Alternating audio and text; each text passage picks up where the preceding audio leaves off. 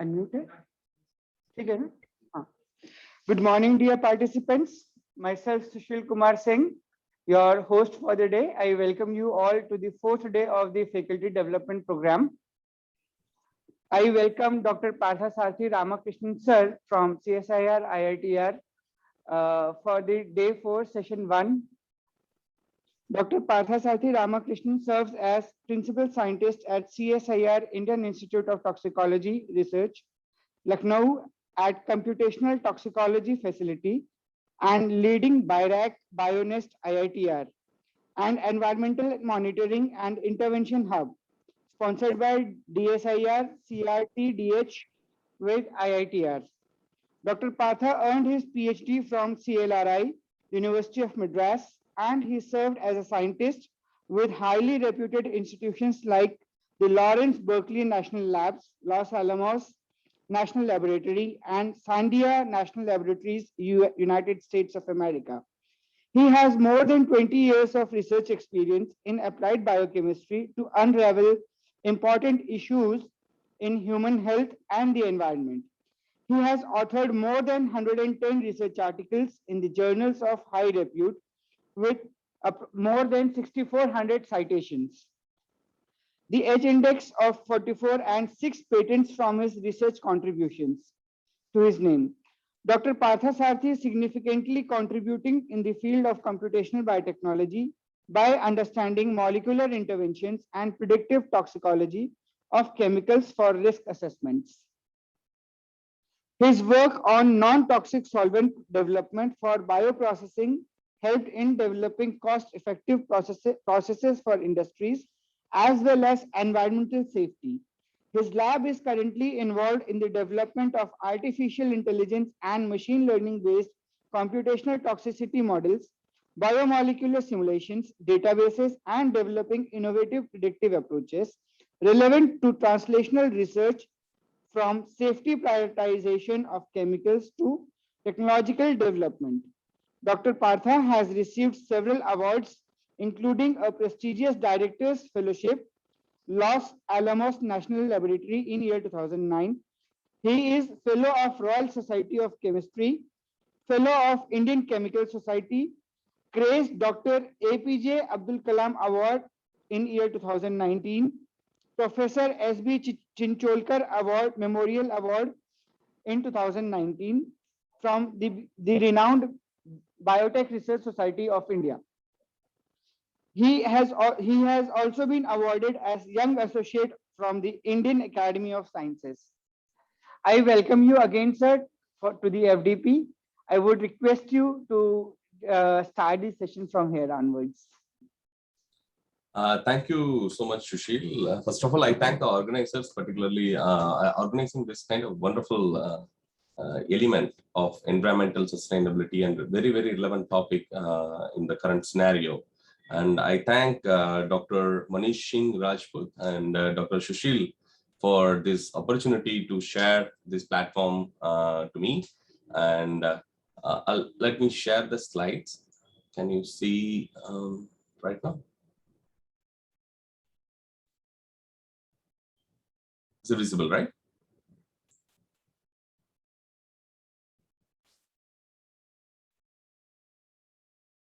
Hello, is it visible? Yes, sir, your presentation is visible, sir. Oh, great, thank you. Yeah, once again, I thank you so much and for the nice introduction, really long. And I'm going to cover some of these topics what Mr. Sushil Singh mentioned. So you can see that like I'm from computational toxicology and from CSIR Indian Institute of Toxicology Research, Lucknow. So CSIR Indian Institute of Toxicology Research is one of the pioneering institute of toxicology, particularly care about health and environmental safety. So we have a very strong domain of research interest and contributions on various environmental intervention strategies to develop and sustain this sustainability on environmental resources. Yes. So this talk, I would like to cover in an hour or so about various need for environmental sustainability and highlighting our contributions and ongoing efforts of our institute and some of the platform for discovering chemistry-driven solutions. Particularly, we have established a center. That center we are working towards monitoring intervention on pollution abatement. I would like to highlight few technologies and overview of the center. And bioenergy is another major contribution to overcome this environmental, environmental as well as this, particularly the demand of fuels and chemicals. So that I would like to highlight some of the earlier work, and currently also we are doing this work on the bioenergy. And finally, I'd like to touch upon some of the computational toxicology aspects and how these computational efforts are enabling these environmental solutions. So CSIR IITR, it's established in 1965 with the motto on safety to environment, health, and service to industry. So this where we started working on it. So IITR in the early days, it's like contributed towards like understanding the toxicity from the agriculture field, like how the arsenic poisoning. So how this going from chain of chain activities from the eco-terrestrial to human. So that's what IITR started working on it. Then started doing biomonitoring, occupational health hazards. So all this finally come into the environment. If you protect environment, that will protect us. Otherwise, it will be a great disastrous. So that's where the main focus driven to protect the environment and understand and provide solution to it. So that's where CSIR IITR started contributing into this area. So we have 4 verticals. We are working on basics, applied, and translational research in toxicology and various niche area of toxicology. And we have a GLP, good laboratory practices for testing toxicity, and regulatory toxicology. That's what we call them. And we have a NABL accredited facility for chemical and biological testing. So many of our IITR people all got trained and they are serving in various industries in all over the country. And currently we are also training more than 300, including 150 PhD students in CSIR IITR. And we do a lot of skill development programs, particularly in environmental safety aspects and training people on various analytical student techniques relevant to environmental techniques. And we have recently established a technology development and innovation center. In that, like we promote the startups and MSCs, and they can come and work on various environmental health and safety issues. And we also provide services through various things. And we right now we are also supporting various startups to develop these environmental safety solutions. CSIR IITR working in various niche area of toxicology, like system toxicology, health risks assessment. They are working towards various systems and how these environmental chemicals, particularly pesticides, agrochemicals, they are inducing toxicity in various organs and also the generation to generation. So we have contributed in that area. And also the global disease burdens like of transmitted and non-transmission diseases, how it's going to involve. That's also we have contributed to that in that area. Material toxicology, particularly nanomaterial toxicology, and food drug chemical toxicology, regulatory toxicology, and recent addition is toxicoinformatics. And major another domain I would like to cover on environmental toxicology. And all those things are culminated into translational research. So we develop various research for policies contributed to a national, international level, and we do service to industry on overcoming this environmental challenges, provide particularly safe products and process development. So environmental toxicology from the beginning, IITR started working on it, particularly with the focus on fat and effects of chemicals in the environment, both naturally occurring or like anthropogenic origin from coming from various activities as well as industrial growth. So we initially we started doing only monitoring and providing, identifying some biomarkers, identifying the level of what are the changes happening. So that's what we started, and all the parameters are changing. Currently, we are more focusing on developing viable technologies or eco-friendly solution for bioremediation or overcoming this pesticides or prohibiting various pesticides. We also work on POPs also. So CSIR IIT are contributed towards that, their inputs in that POPs or and so on and so forth. So various chemicals banned and various chemicals fade in environment, like biodegradation or degradation process, metabolite formation. And currently also we do some interventions. Some of the hospital samples used to come and which unknown sources, that's also we used to take care and analyze them and provide our inputs for particular treatment to those patients which are coming from some unknown etiology.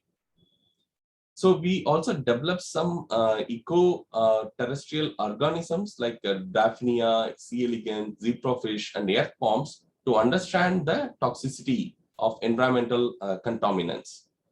And we have a unit called Environmental Monitoring Division. They work on monitoring the air, water, and soil quality of various industrial houses, and also the rivers, River Ganges and Komati River, and noise quality of Lucknow, and Lucknow air monitoring during pre-monsoon, during Diwali time. These are the activities we are doing, all sort of activities. All are strengthened by the fundamental and basic science behind it. And also currently we are more towards advancing these technologies. One second.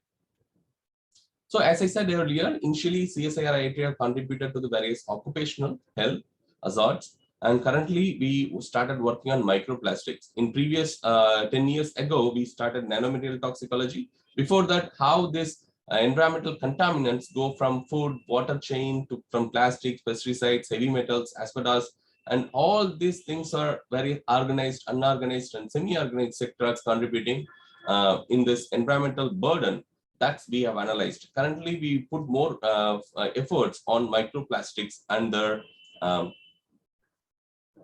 effects in our biological system. So as I said earlier, we do air quality surveys, pre-monsoon, post-monsoon surveys, and that is we are doing it for past 22 years. That will give you a great data sources and how this city developed, particularly on Lucknow. So, and also mentioned you about GLP facility. This is one of the, I think, first lab in government sector, and some of the very few labs in the government sector working this kind of having this good laboratory practices. And the NABL, we have accreditation from year 2000, and we have got this GLP accreditation in 2014, and more than 200 industries, and so all of them we served in past 6 years or so.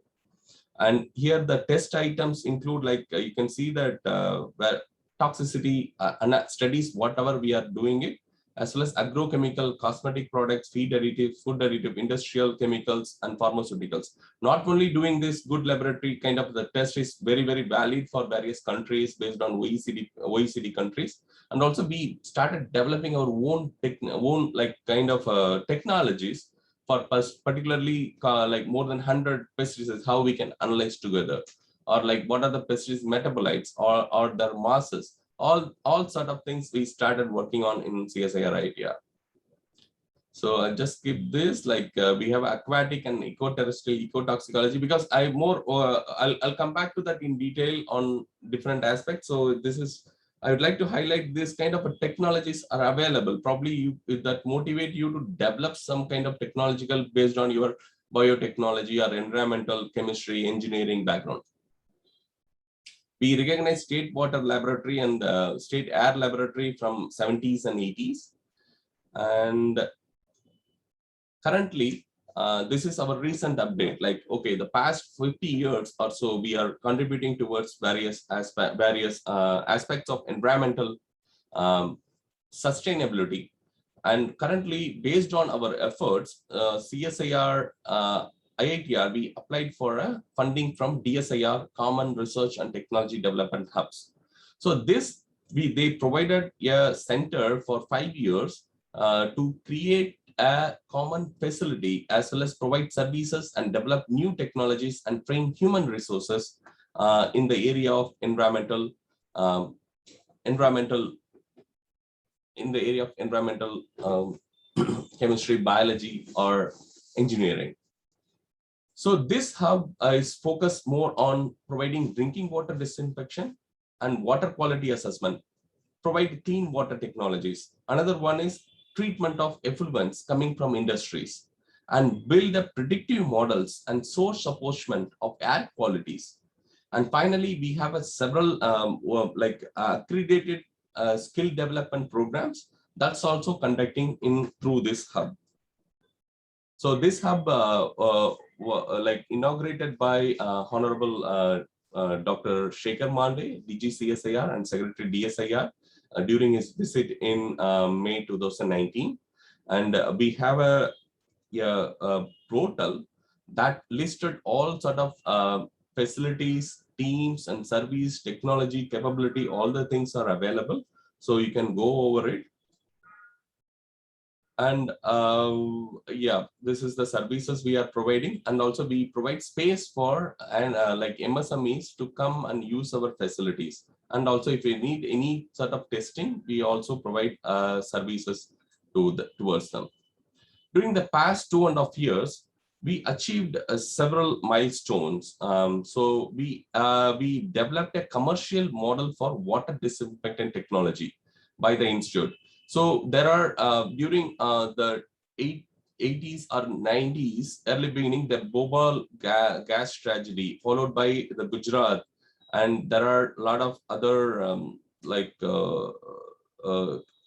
natural calamities where they require a clean water technology, clean water, so for the people.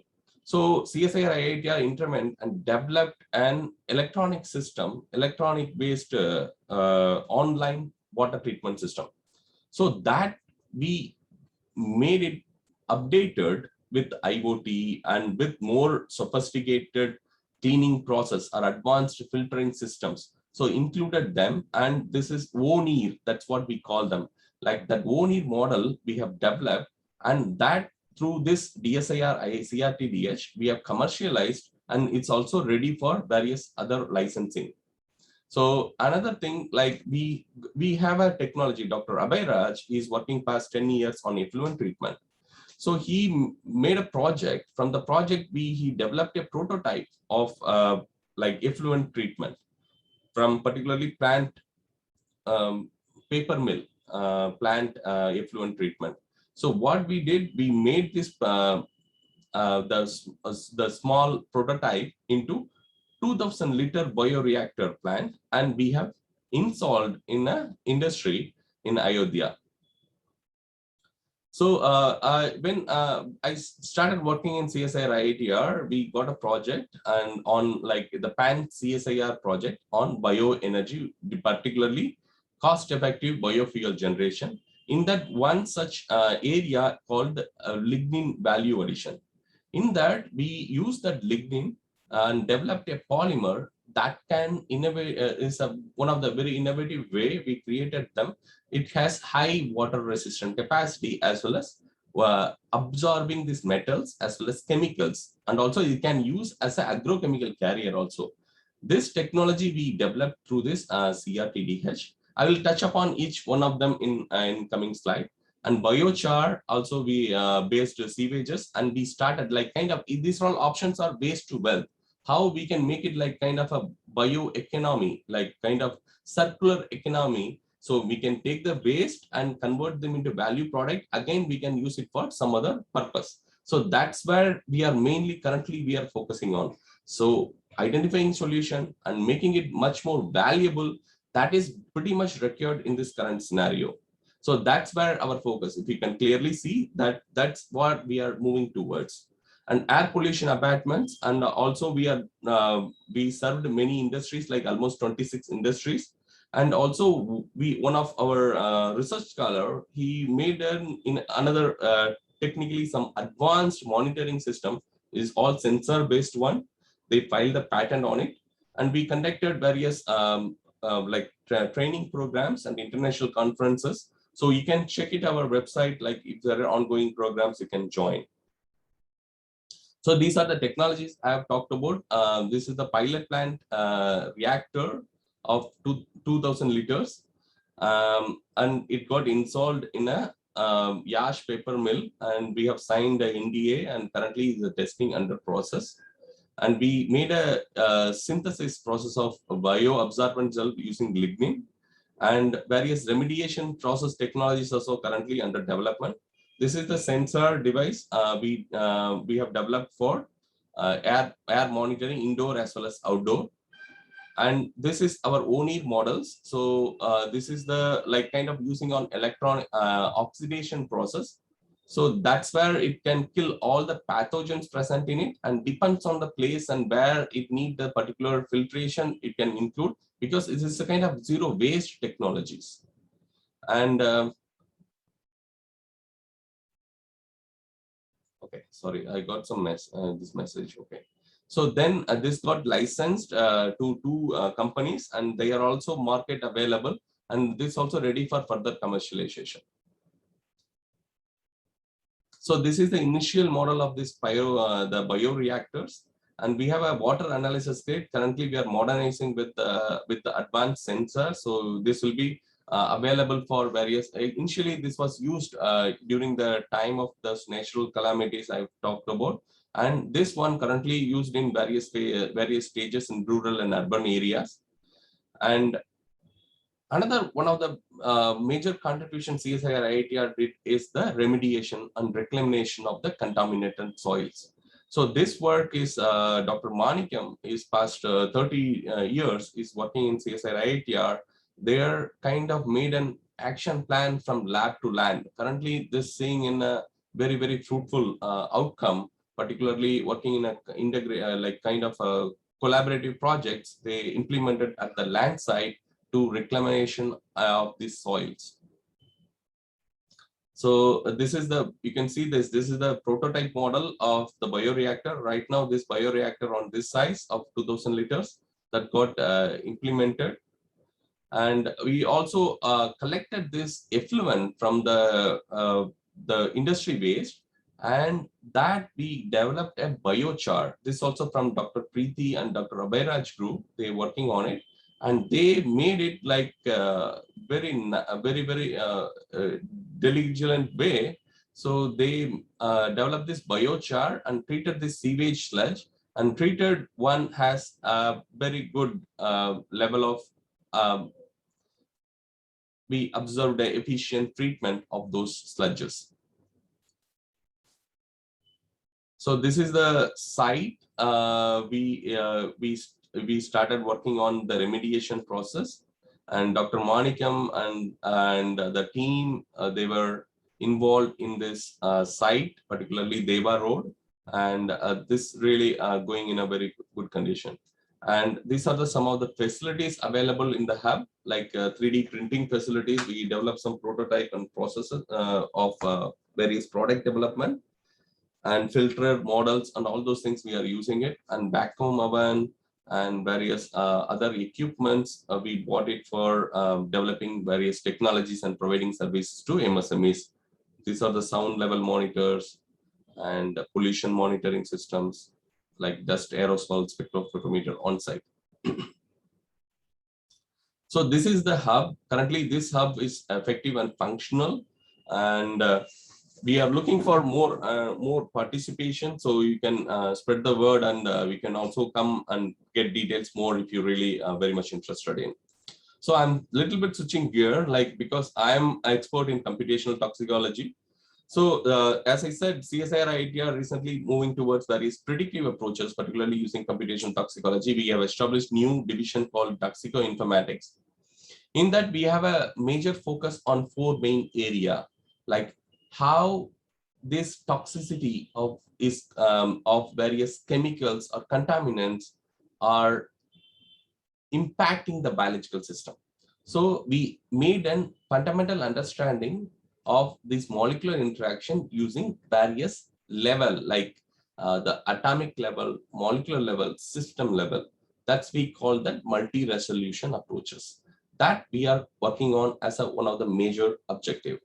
Another one, like we have to understand and replace these animal models. So this, we are using these computational approaches as an alternative to animal models. So these called cheminformatics methods. Some of them are really robust. As I said, the previously understanding the molecular interaction at various levels, that's also requires some amount of time.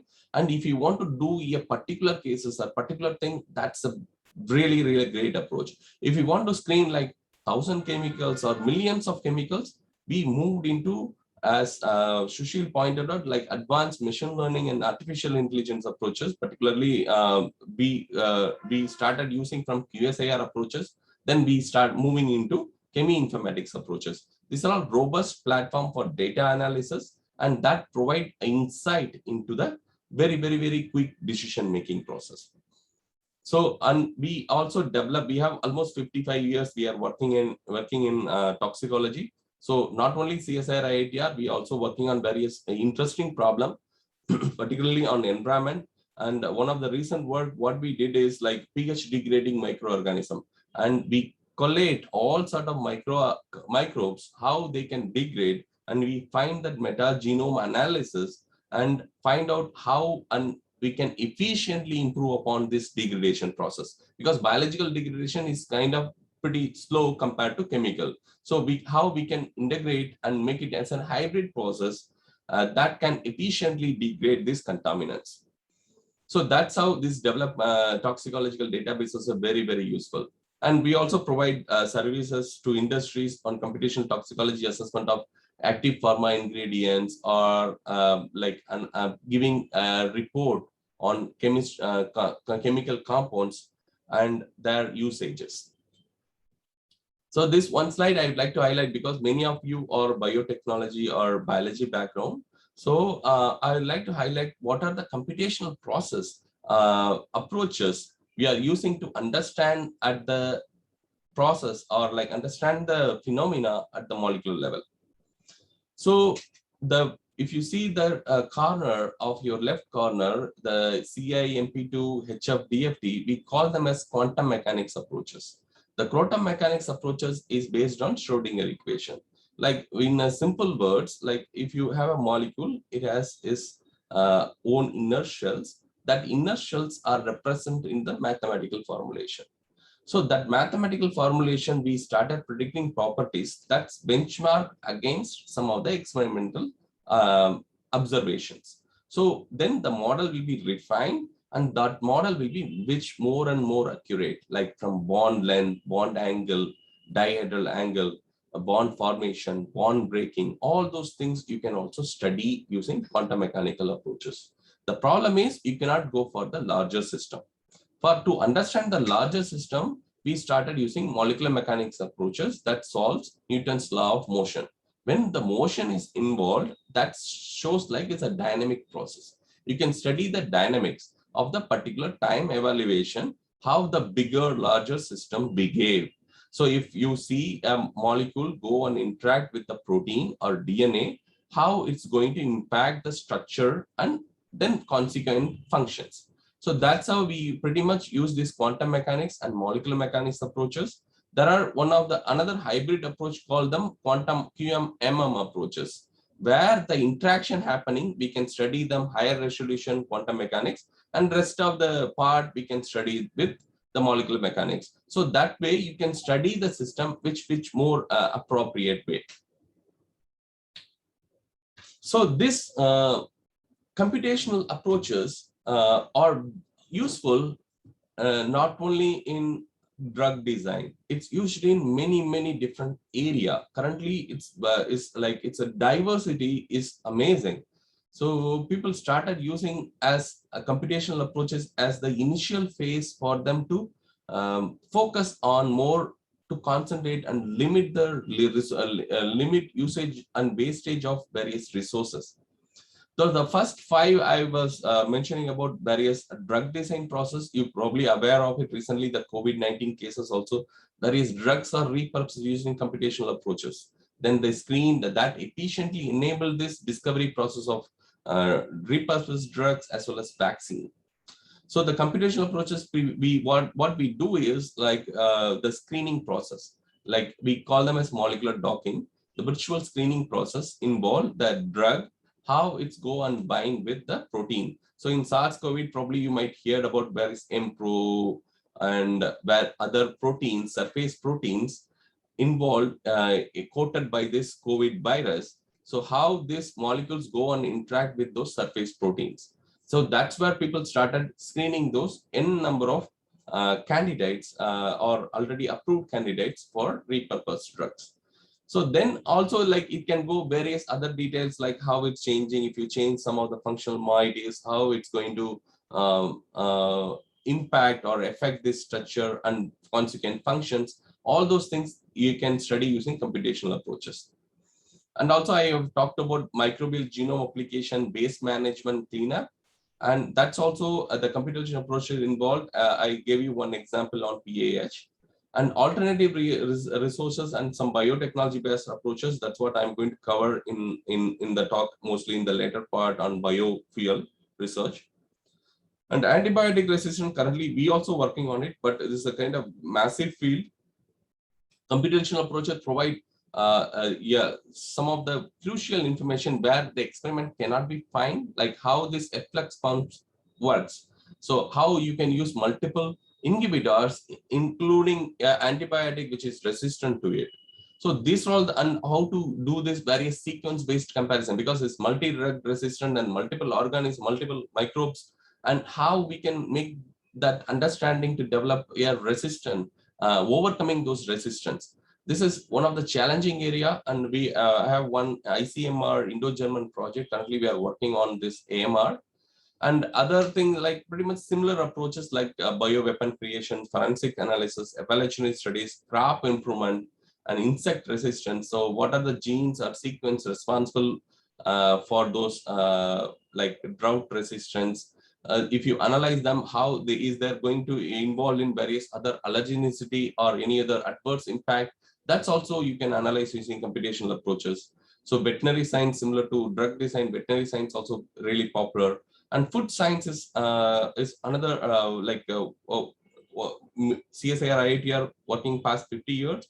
And currently we are putting more efforts on computational approaches of creating databases. Like we have almost 3,000 food additives and complete information, because these informations are lacking in data gaps are available of various toxicological properties. So we created a kind of a larger data set of various toxicological endpoint and coverage from the biological impact and which proteins or pathways is going to affect in level to that, and with the basic information of their usage and their limits, everything we covered on this food science. And also we currently working on developing a portal of foodborne disease burden in this country. So this is more like data science based approaches on food science. Since you are having a wide background, so just would like to highlight some of the applicability domains of computational, and you can also start using it, because this is not, you really need some resources. Some of the online tools also available. You can start learning from there. And once you want to go for more rigorous approaches, and that you have to be a little more careful about choice of methods, and you need to understand the fundamentals a little more strongly to like interpret your results. But I would like to suggest you go and explore whatever the things possible, because in this situation probably this will be good start for your R&D work. Particularly many of them are coming from colleges and all. You can give this assignment to the students, and also this will be another level you can start working on R&D. Actually, that is the main focus of this faculty development program, I think so.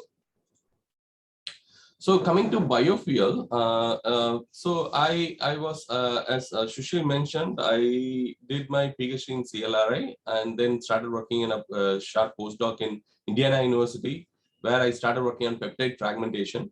Then I moved to a prestigious director fellowship and started working in Los Alamos National Lab in US. It's one of the lab where initially the nuclear research, and there generated this Hiroshima, Nagasaki, the bomb for Fat Man and Little Boy.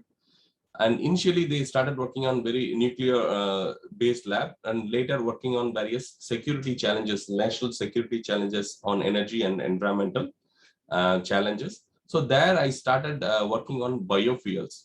Initially started understanding how the alternative resources, how we can use these computational approaches to efficiently convert them into fuels and chemicals.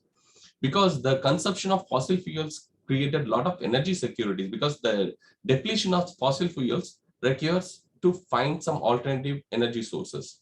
So the lignocellulosic biomass, like coming from bogs and trees and various waste, and that is offers a unique possibility of converting more sustainable and renewable and significant source of food, fuels and chemicals. Because if you use the corn and some other thing, that will comes into food security. Of later sometime it will come with the problem with, if you use the corn, it will go for food or fuel.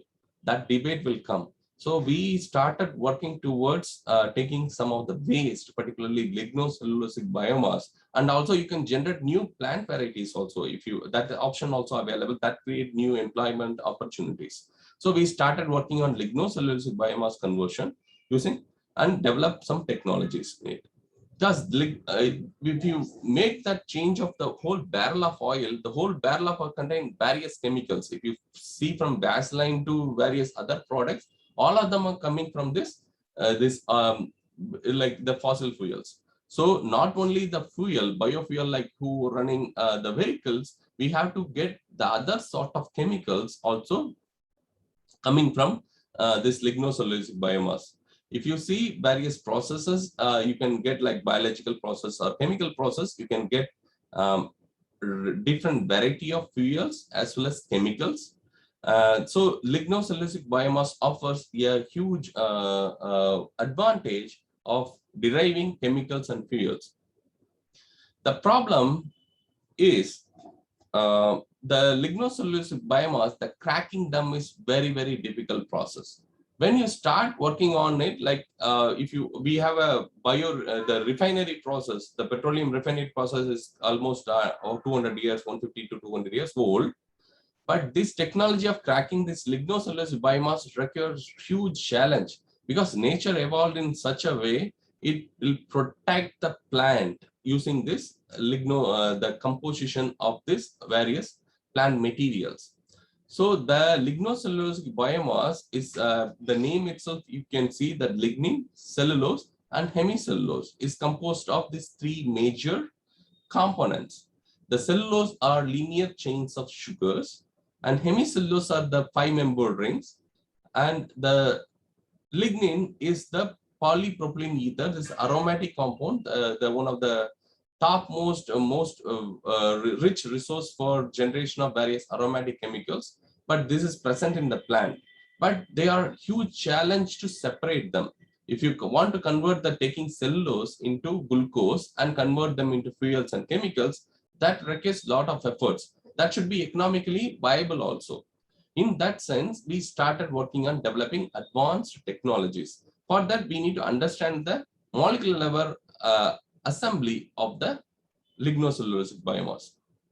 So what we did is, like you see the computational approaches, we can see the molecular level arrangements. This cellulose is composed of hydrogen bonding interaction. When it present in the plant, it's all cellulose 1-beta structures. The linear chains of hydrogen, like chains of glucose, is interacting with another linear chain of glucose with the hydrogen bonding interactions. And also, if you see, there are slight change in the stacking pattern. Like this is organization of the this polymer. This polymer is composed of like stacking and hydrogen bonding interactions. So you want to disassemble them to efficiently extract them. And also the enzyme will work more efficiently than in the converted polymorph than this parent structure. So in our collaborator, they started using the FX, like ammonia fiber extraction methods, to treat this lignocellulosic biomass and change the structure. We started understanding how this allomorph like cellulose 1 beta and cellulose 3 and their intermolecular interaction changes. This is the first time we have reported. This provide a phenomena called like how these interactions are become weaker and how we can make it like more efficient to convert them into various polymers, so enzyme can work faster to convert them into small molecular fragments. Another challenge I talked about lignin. Lignin is a polypropylene ether, this kind of aromatic rings connected with various linkages. These linkages are diverse. If you see this plot, I showed you like beta O455, beta 5, beta 1, dibenzo, and beta beta are like prevalent in softwood, hardwood in different ranges. If you see a plant which has the sunlight on one side, there is no sunlight on the other side, the lignin composition is different. So the nature evolved in such a way, lignin will protecting the plant for various environmental external factors. So that composition is so different, so we cannot make a single process which is efficient. So what I did is, we started counting this particular linkages and see which linkages is more strong, which linkages is so weak. So we made a profile of various bond based on the bond energies. So bond energy called how efficiently you can, the strong the bond or how efficiently you can break the bond, how much energy required to back the bond. So we made a profile and find out which bond is stronger and weaker. So one of the group where they will do the plant engineering, they find out like which particular moiety present in the lignin, so that we can modify in the plant cell wall itself that make this process less efficient. So that's how this computational approaches provided a key solution to the molecular level manipulation of the plant cell wall. So I'll briefly elaborate what is the conversion process. Like you take the plant and do the pre-treatment using various solvents. The plant composed of, as I said, lignin, cellulose, and hemicellulose. Do the pre-treatment and separate the cellulose. Use this enzyme and convert into saccharification, we call them. You will get the sugars. Then you do a microbial fuel synthesis, like using microbes, engineered microbes. You can develop your fuels based on your interest. So this is the feedstock where people started working on developing a new plant varieties or identifying the plant-based varieties which is efficient for the biofuel and chemical conversion. And the deconstruction is like treatment. You can develop various treatment process and enzymatic process to efficiently convert them into the small moieties which we can develop fuels. So this how the Joint Bioenergy Institute they developed, and I started working mainly on this deconstruction process. The deconstruction process of this separation, many groups started working on different methods. Like some of them, they started using acid-based methods. Some of them, they started using like base solutions. So we started using ionic liquids.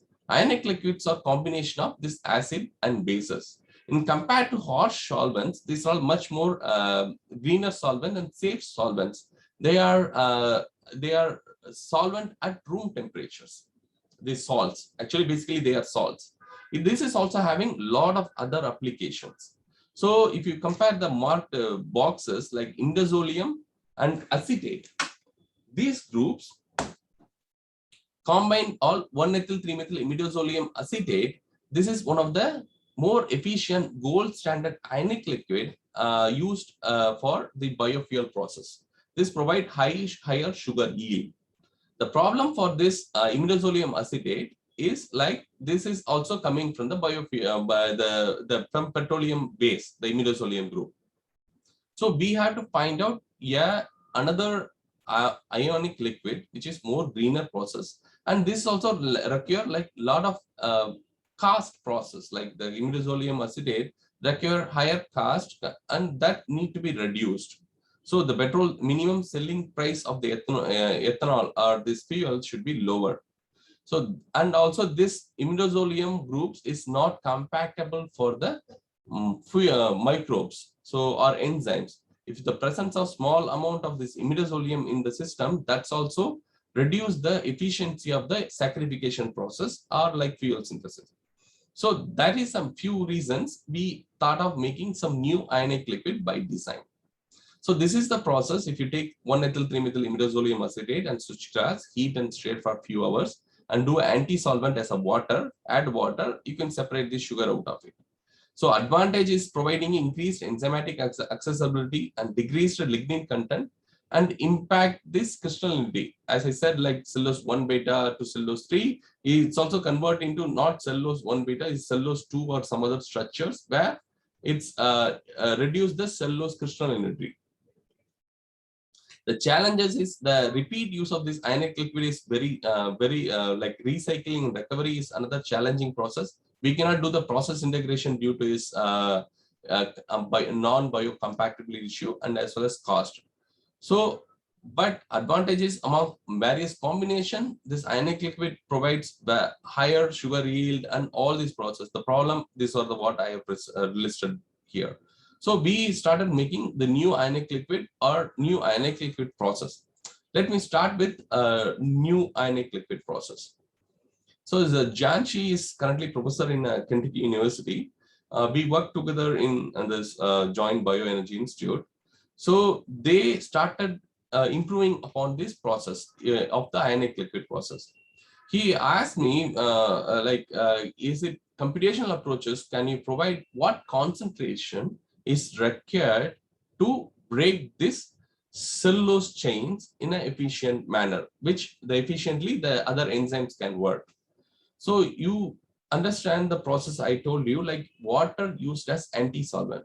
So we thought of using water as both as an anti-solvent as well as co-solvent at certain range in which it's act upon an anti-solvent, which it can act upon a co-solvent. If you add a water with the ionic liquid, that reduce the cost of the ionic liquid because you lose less ionic liquid. So what we did is made a cellulose chains of six cellulose chains and solvated with the ionic liquids.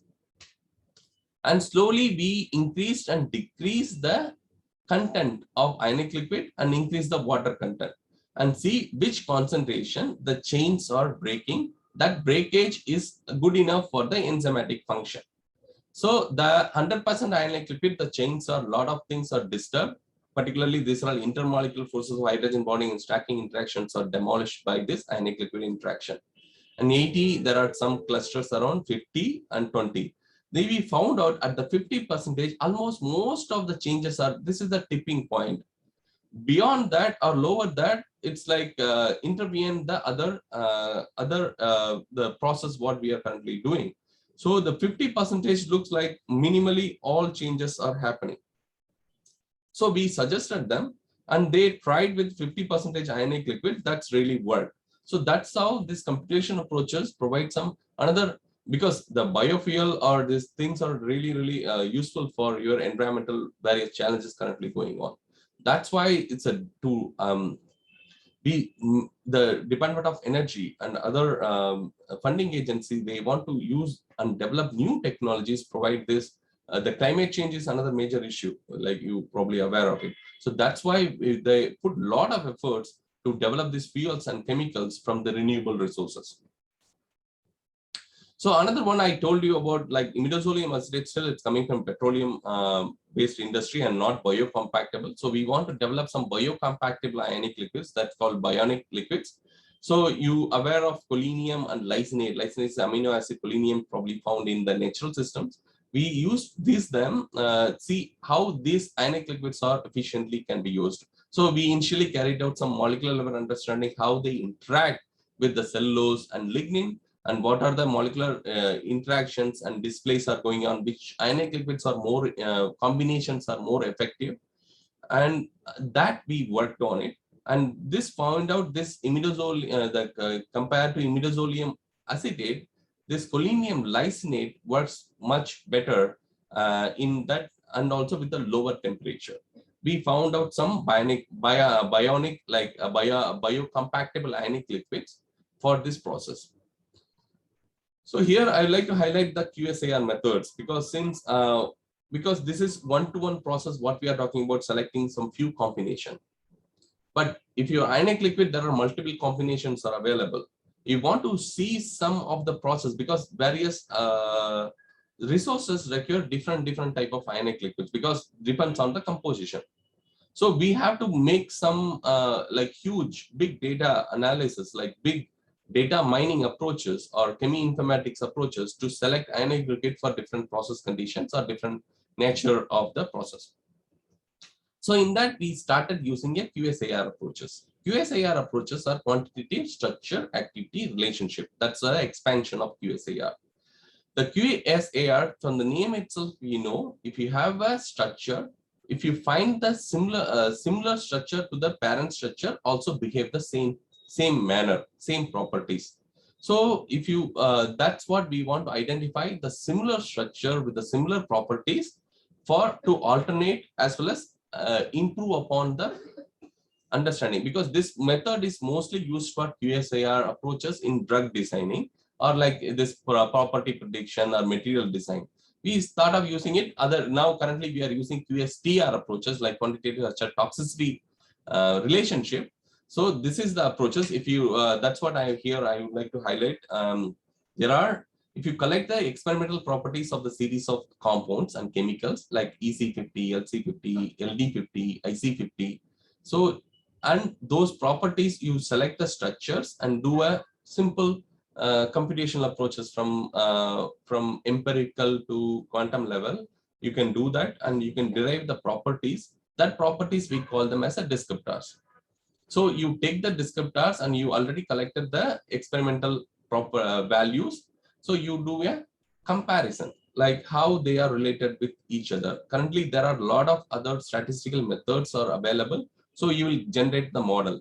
So you can separate the groups into the earlier collected data sets from the experiment into test set and training set and do a proper regression analysis, and you will get a model and do validate the model.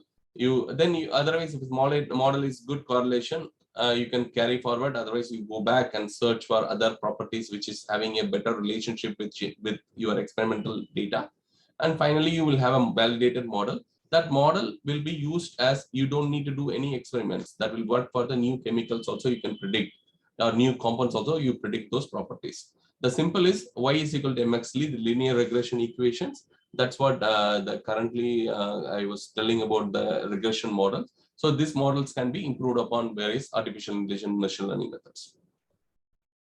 So coming to ionic liquids, this ionic liquid, this number, these many combinations are available because if you take this acid and base component, so this cations and anions, that's what it is. That anionic and cationic components 10 to the power 18 combinations of ionic liquid available.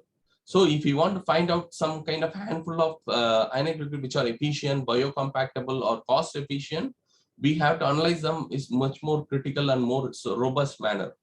So there are experimentally people started using a model called like solubility parameters, like Kembler-Tropsch parameters, like that will provide a hydrogen bond donor capacity alpha parameter or acidity, acceptor capacity of beta parameter basicity, and polarizability. So this is kind of tedious process to do this experimental approaches. So what we did is like I made a theoretical descriptions of acidity and basicity of the molecule. This was published in PNAS in 2014. And this is also another interesting work. I'll touch upon that. So we developed a model, Kembler-Tropsch parameter predictive model. That model we first validated with the standard solvents. Then we started using for ionic liquids. That we benchmarked, and that give you a lot of confidence. We can use this predictive approaches for deriving this acidity basicity parameters. And then we started using for series of acidic, basic, and various other combinations of ionic liquids. We made a list and handful of ionic liquids. In that, I told you very interesting one is like I mentioned upon lignin, right? Lignin mostly what we did once is separated, used as a waste and used for burning and to get electricity. But lignin is a major resource for the aromatic chemicals, and anything you can get out of lignin except money. So what we did is like the Aaron currently is a director in Environmental Sustainability Center in New York, in CUNY University.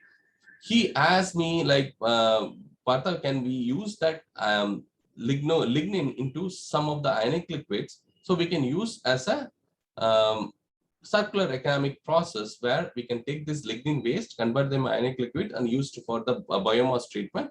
Then we can recover them and reuse them, or like we can use for some other application. Then so we designed and developed based on the computational approaches. We developed various series of lignin model compounds and see some changes which it can act upon an ionic liquid. And that he started synthesizing it, and we got a excellent successful results. And he made one company, small business SBID, like small business innovation development SBIR award. And he made a company called Ilium Technologies based on this method. So if you really make some efforts, you can go from lab to commercialization or like productization.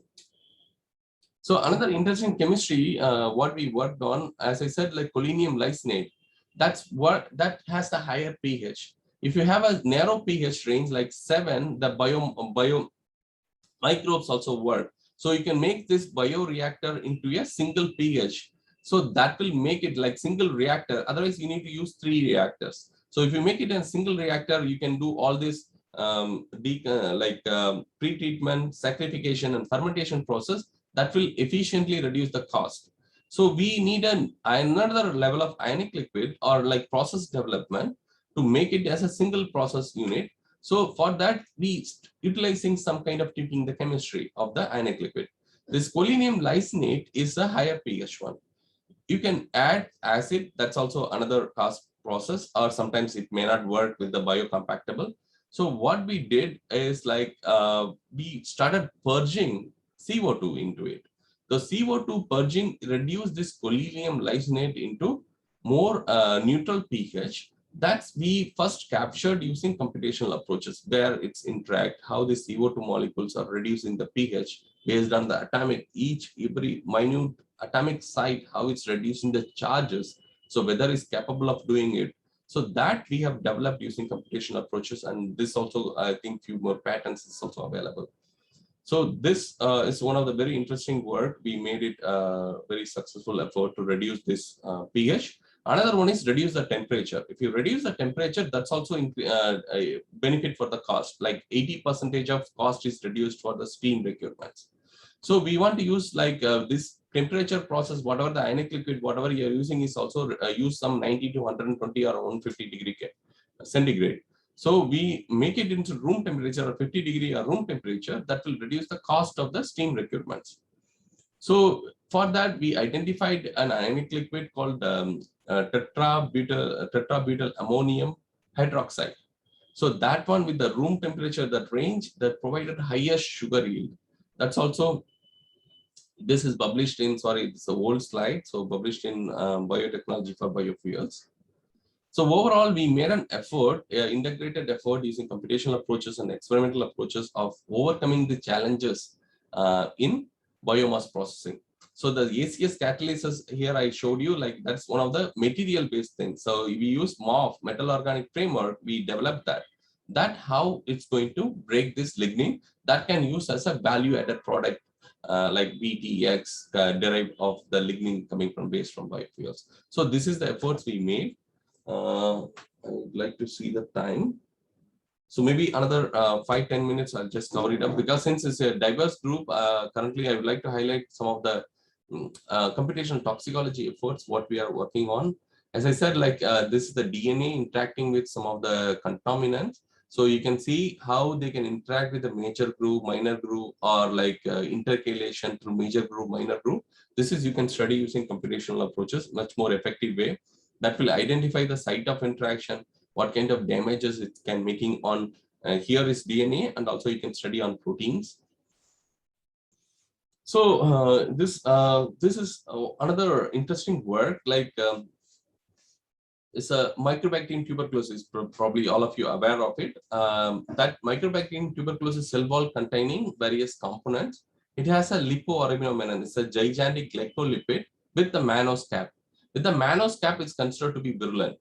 So what we thought is like here I'm telling you how one can do the integrated computational approaches and enable various experimental solution or doing some technologies, advancing the technologies.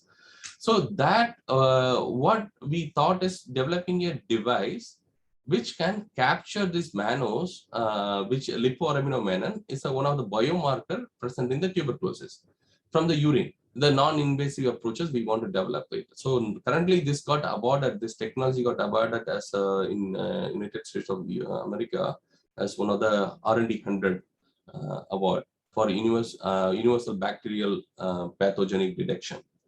So when it started, we don't know which matrix it can capture it. So we, using computational approaches, we made this fine generated lipoaraminomannan and did like DOPC and POPC. There are small changes in the chain, in the saturated and unsaturated of the chains, and how it's interact with the head group and the tail group, it's wobbling.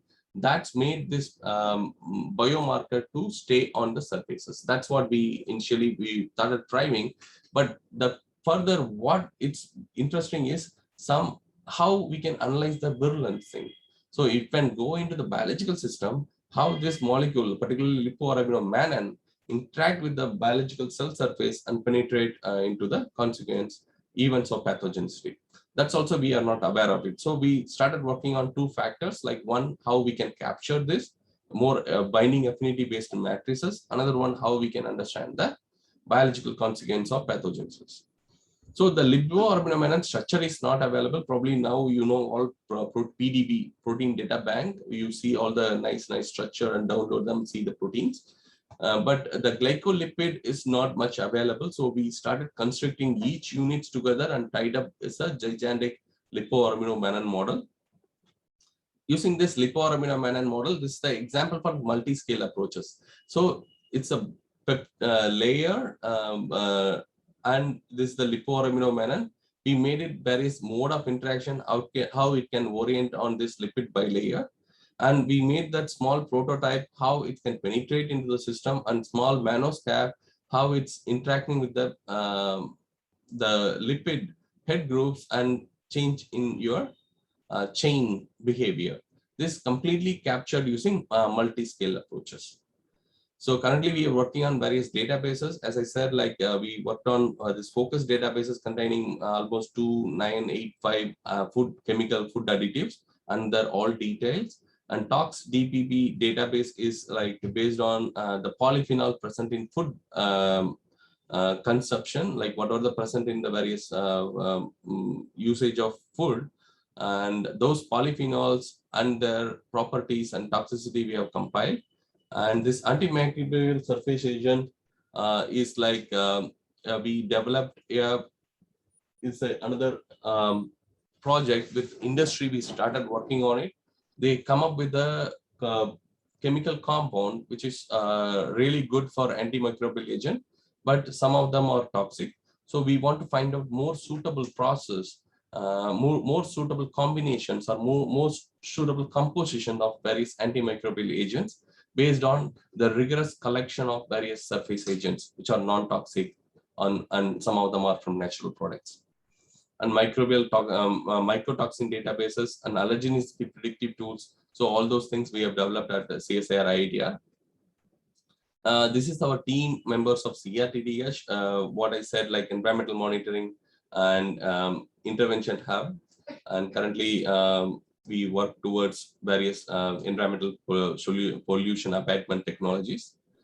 And finally, I'd like to highlight, like there are greater advantage in the use of integrated approaches, as I mentioned, like computational and various analytical and biological, bioengineering, chemical engineering approaches to understand, predict, and develop technologies to ensure safe use of chemicals or processes and minimize the toxicity, both human health and environment. And at CSIR IITR, currently we working on the integrative methods like in vitro in silico methods and in vivo methods based on the 3R principles, and making it more reliable and confidence in our predictions. We hope these solutions provide more reliable prediction, amicable solution in the environment. And I thank the team and funding agencies And once again, I thank you so much for the organizers for their opportunities to share our work. Okay, thank you so much, and I wish everyone good luck and success for your endeavors. Thank you so much. Thank you, sir, for such an informative talk and sharing your work experience and knowledge with our participants. Your talk, which included IITR's overall work area, will certainly benefit our participants if some of them wishes to use services of IITR in their research work. Computational biotechnology is one of the recent approaches that is being employed in many biotechnological and medical work. The same can help to manage the different types of waste generated effectively, efficiently, and sustainably, reaching to the goal of circular economic development. Dear participants, if you have any kind questions or queries regarding the presentation of Dr. Partha, the mic is open for you. You all can unmute yourself and can ask questions to sir directly.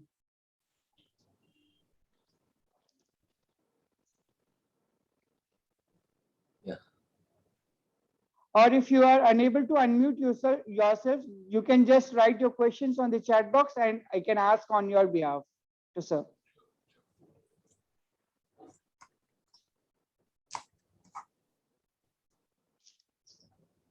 All right. So there is a question from one of our participants. Is there any scope to use ionic liquids in hydrothermal liquefaction of lignocellulosic biomass to produce biofuels? Yes, I think people hydrothermal liquefaction, actually they can be another lubricant, and people started using on to make it like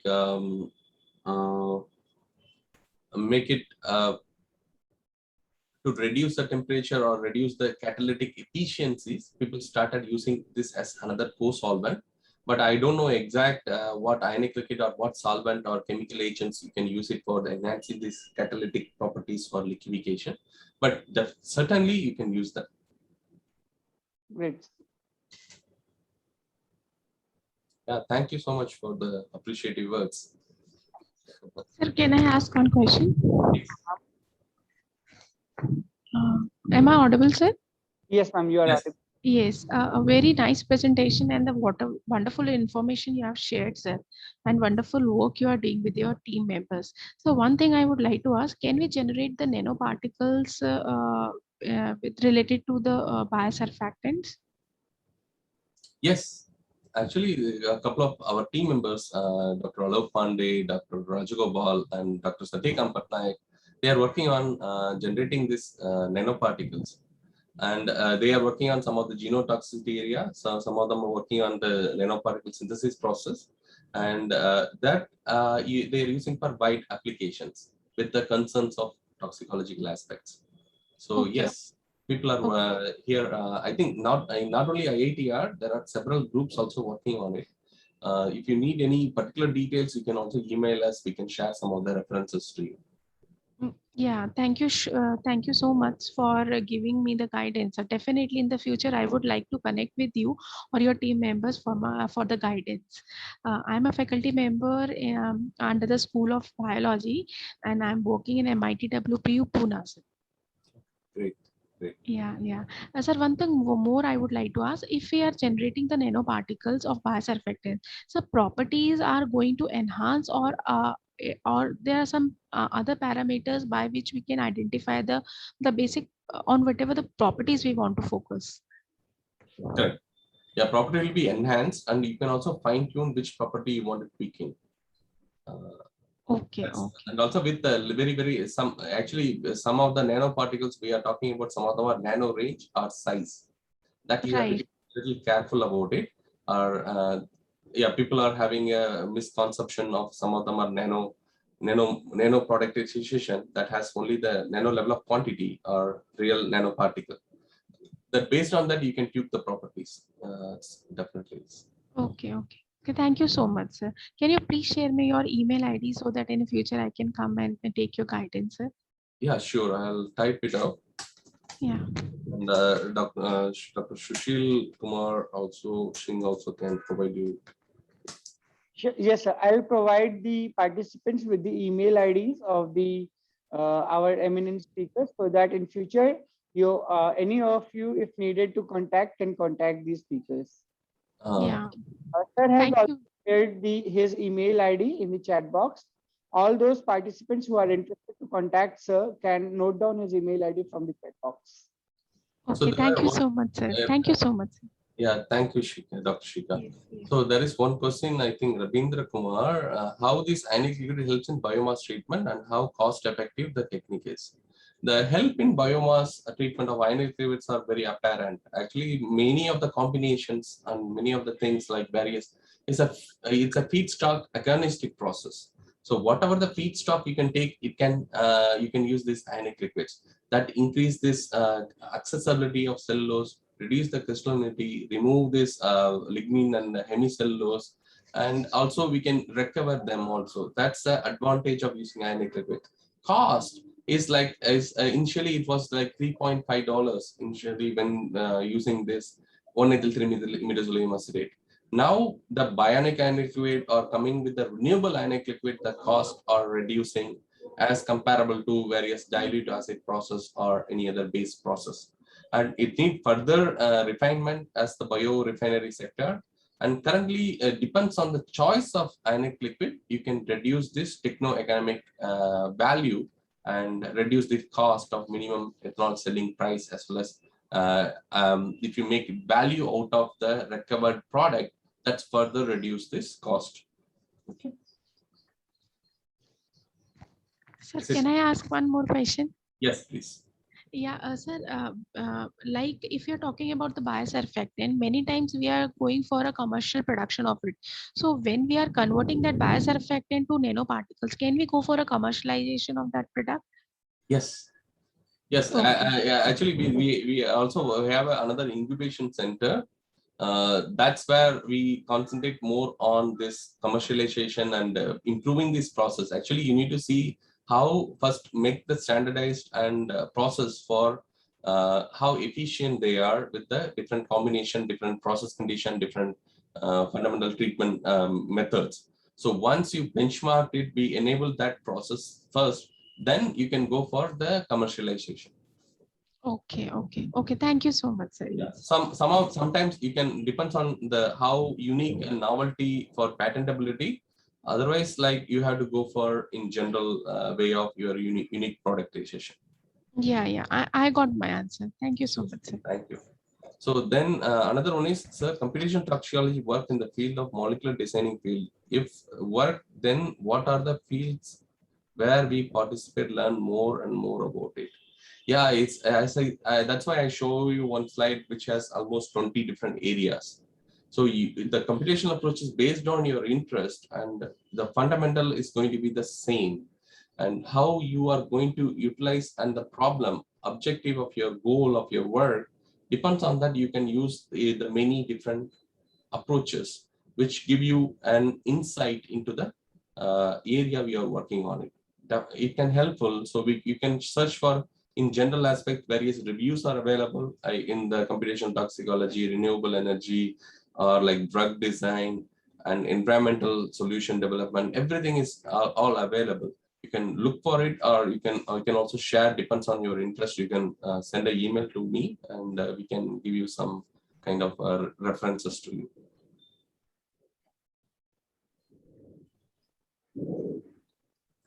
Yeah. Any other questions?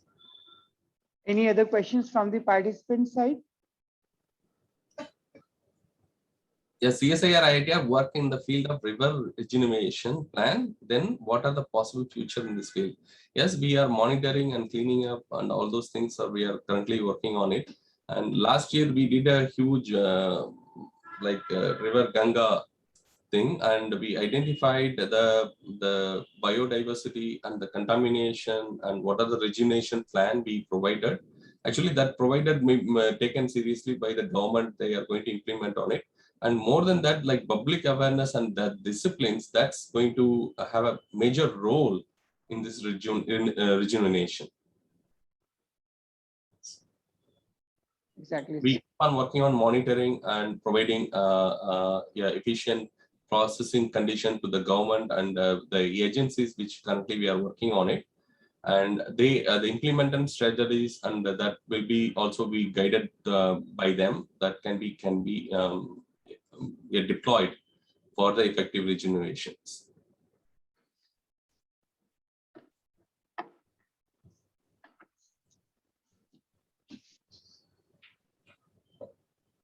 Any other questions? Thanks for the very interesting and diverse questions. It's very enriching. I guess no more questions from the participant side, sir. Sir, it was an honor for us to hear you. Our AITH family is thankful to you for providing us your precious time. I thank you again on behalf of every one of us. Thank you, Shushi. And thank you, everyone. Thank you. All the very best to all. Thank you. Can I leave now? Yeah. Yes, Thanks. log out now. Thank Dear you. participants, we will again join back for our next session starting from 12 p.m., the second session of the day. So I request you all to join back this using the same link from 11:45 a.m. onwards. Thank you all.